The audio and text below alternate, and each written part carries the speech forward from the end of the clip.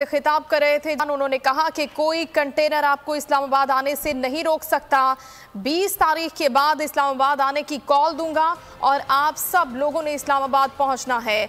इस वक्त इमरान खान जलसागाह से वापस रवाना हो रहे हैं। दीगर पाकिस्तान तहरीक इंसाफ की क़यादत भी उनके हमरा है। ये मनाजिर जो आप देख रहे हैं जनरल बस स्टैंड के साथ जलसागाह के मनाजिर हैं, जहां से इमरान खान इस वक्त अपनी गाड़ी में बैठकर वापस रवाना हो रहे हैं। शाह महमूद कुरैशी, कासिम खान सूरी, अली अमीन गंडापुर और दीगर पाकिस्तान तहरीक इंसाफ के रहनुमा उनके हमरा हैं जो जलसागाह में भी मौजूद थे और अब ये वापस रवानगी के मनाजिर हैं।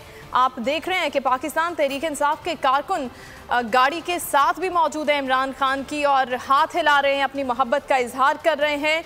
और यहाँ से रवानगी के ये मनाजिर इस वक्त आप लाइव देख सकते हैं अपनी टेलीविजन स्क्रीन पर। अब से कुछ देर कबल वो खिताब कर रहे थे और अब ये खिताब ख़त्म हो गया है और जलसागाह से रवाना हो रहे हैं। सिक्योरिटी के सख्त इंतजामात थे, बड़ी तादाद में पुलिस एहलकार भी मौजूद हैं जो कंटेनर्स के ऊपर मौजूद हैं और इस जलसागाह की सिक्योरिटी पर मामूर थे। और कारकुन खिलाड़ी जो पाकिस्तान तहरीक इंसाफ के हैं वो भी यहाँ पर आए हुए थे और अभी भी वो इनकी रवानगी में उनके साथ हैं।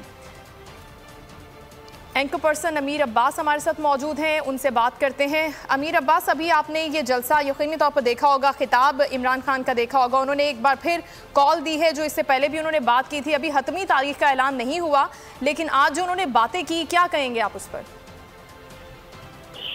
देखो, इमरान खान साहब का ये दूसरा फेज आप कह सकते हैं इसको उनके एहतजाज का, और उस दूसरे फेज का आज पहला जलसा था जिसका आगाज मियाँ वाली से हुआ। मियाँ वाली इमरान खान साहब को सियासत में लाने वाला शहर है।